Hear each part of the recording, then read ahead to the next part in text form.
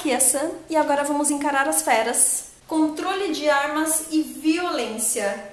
Agora vai rolar polêmica aqui. Sim, é fato, existe uma parcela da sociedade que quer ter um acesso menos restrito a armas por uma questão de proteção pessoal. E o que o povo clama, os políticos escutam, convertem em projetos para seduzir a população na hora das eleições. Quanto mais se estabelece essa regra do cada um por si, qual seria o papel do Estado nessa história? Acho que o primeiro passo é ter acesso à informação, procurar entender o assunto de forma mais aprofundada. Isso não vai acontecer nesse vídeo aqui. Eu vou deixar aqui na descrição alguns links que eu acho que vão ser bem interessantes. Um deles é um podcast debatendo a respeito do controle de armas, que eles procuraram colocar bastante informação, bastante dados e incluíram no debate opiniões contrárias. E eu achei que eles fizeram um trabalho muito bom, eu achei muito bem elaborado e não achei cansativo. Outro link que eu vou deixar aqui na descrição é uma reportagem feita com o sociólogo Júlio Jacobo Weisselfis. Eu não sei se eu pronunciei o nome dele direito, mas essa reportagem começa abordando a questão das armas e vai desenvolvendo para a questão de segurança e violência como um todo. Ele é um grande pesquisador do assunto, ele é o autor do Mapa da Violência no Brasil, então acho que é um conteúdo que vale a pena ler inteiro. Não se apegue apenas aos títulos das coisas. Bem, feitas essas indicações, você que está aí me assistindo já vai ter informação suficiente para chegar às suas próprias conclusões. E eu, da minha parte, tenho a minha. Eu gostaria de prosseguir estabelecendo o seguinte.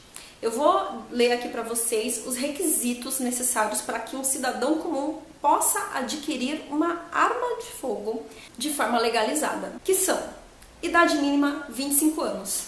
Eu tenho mais de 30, estou dentro. Comprovante de residência. Também tenho. Declaração justificando a necessidade. Bem, como uma mulher sozinha, eu posso muito bem declarar que não tenho força física para me defender. Eu precisaria de um auxílio que diminui essa diferença de força entre eu e um possível agressor, não é mesmo? Então acho que isso pode ser considerado uma justificativa. Ter um emprego. Check. Antecedentes criminais, check. Aptidão psicológica atestado por profissional, isso também pode ser providenciado. E capacidade técnica atestada por instrutor credenciado.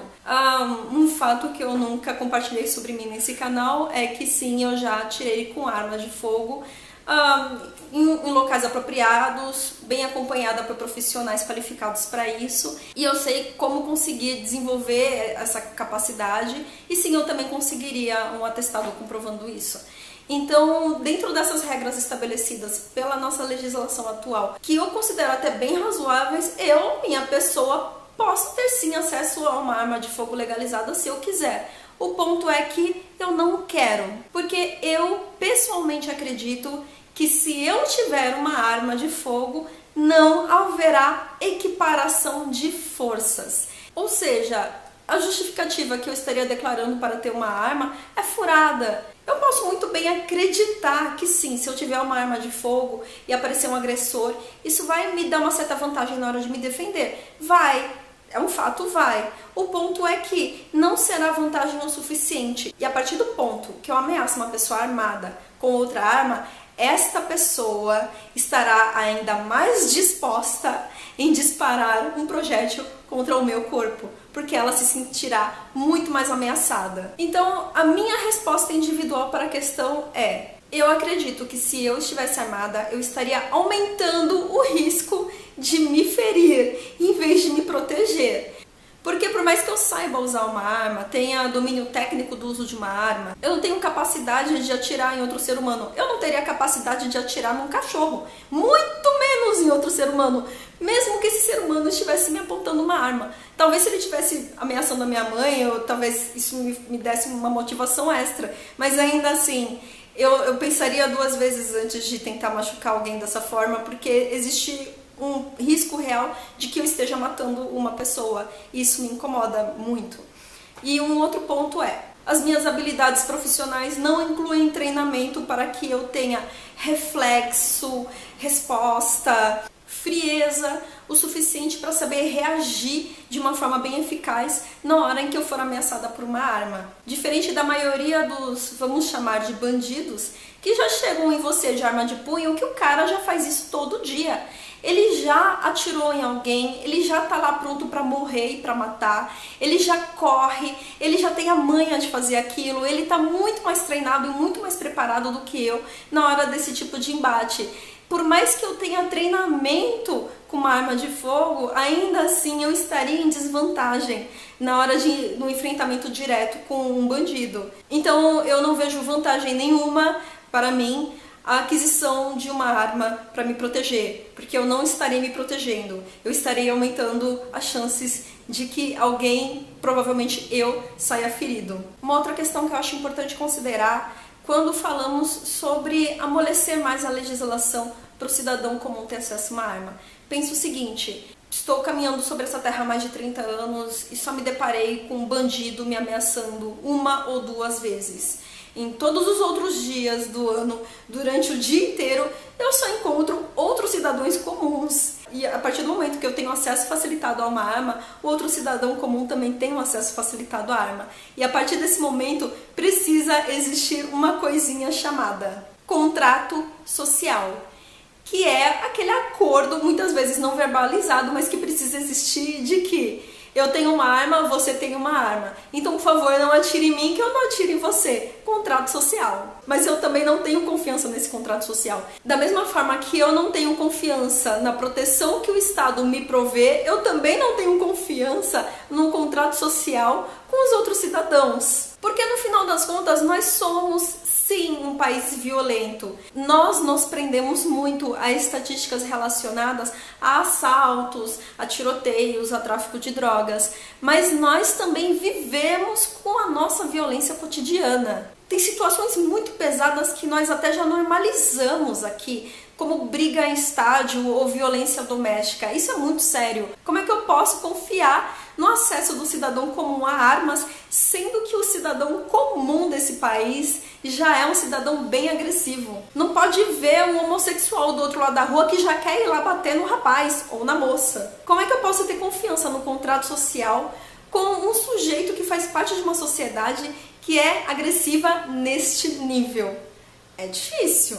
Veja bem, o cidadão comum tendo fácil acesso a bastão de beisebol e faca já faz muito estrago. Pior ainda, tendo acesso à arma. A função de uma arma é unicamente matar ou ferir. Ela não vai adubar suas plantas, ela não serve para montar os seus móveis e definitivamente ela não vai te ajudar a desentupir o ralo. A única função de uma arma neste mundo é destruir.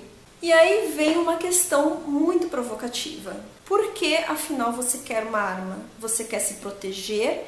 Você quer o fim da violência? Ou você quer apenas ter o direito a ter acesso a uma arma? Então vamos fazer de conta que todos nós queremos apenas o final da violência. E sabemos que existem outras ferramentas para isso, além do uso de armas para proteção. Existe nosso sistema legal, existe todo um processo para isolar pessoas consideradas perigosas ou danosas à sociedade, para minimizar problemas. Só que tem uma questão interessante aí. Nos últimos 30 anos, nossa população carcerária cresceu muito. No link que eu deixei aqui para reportagem com o sociólogo tem um gráfico bem interessante explicando isso. E também faz uma comparação de que a violência e homicídios também cresceram. Ou seja, prendemos mais pessoas, isolamos mais pessoas, mas a violência não está diminuindo. E educação também é uma ferramenta importante para a redução da violência. Houve um crescimento do acesso às escolas, mas isso também não está ajudando a reduzir nossos índices de homicídios. O que está errado? Eu vou deixar aqui duas reflexões. Eu gostaria de ver opiniões e comentários de vocês aqui embaixo a respeito delas. A primeira é o seguinte: a escola não é estimulante intelectualmente e também não é interessante do ponto de vista econômico. A nossa educação base atualmente não está preparando as pessoas para o mercado de trabalho e toda a nossa proposta de educação ela está cada vez mais distante da nossa realidade e da nossa necessidade. E eu também vou deixar um outro link aqui embaixo do Nerdcast falando a respeito da nossa educação. Acho que é muito interessante ouvir. Eles desenvolvem esse assunto muito melhor do que eu. O meu ponto aqui apenas nós precisamos começar a repensar nossa educação.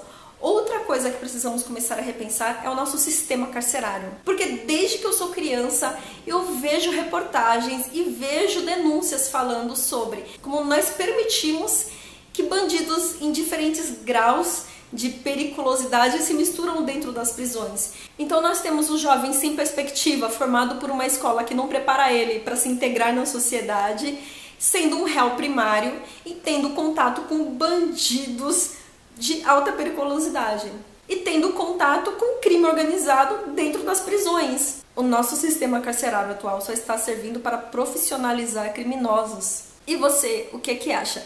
Me diz aqui nos comentários, me dá um joinha se gostou desse vídeo, compartilha esse vídeo se você acha que é um assunto interessante para ser debatido entre os seus amigos, se inscreve no canal. Muito obrigada por me assistir até aqui e até a próxima!